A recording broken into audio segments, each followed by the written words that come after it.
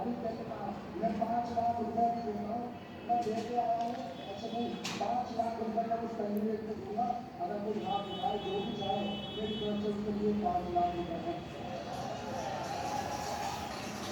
मैं किसी भक्ति और विद्या नहीं हूँ, मेरा एक बात देख लो, एक बात देख लो, बस मैं ये चाहता हूँ, मेरे कोई इरादा नहीं है, लेकिन लोगों ने कहा था मेरे साथ चलना हो गया, अगर कोई नमाज आए तो आगे आगे आए, तो मैंने मैं कहा 5 लाख रुपए दे रहा हूँ। बहुत लाभ देने वाले हैं। तो मैं आपके सामने बता देता हूँ, सच्चा हूँ, ईमानदार आदमी हूँ, तो मैं ये काम क्या करूँगा नहीं। क्या कर रही ये कहीं भी ये नमरा ये दुआ लिया करना आज इसके ये पैर दिलवा दे करना नमरा नमरा चुप। आ जा जल्दी जल्दी।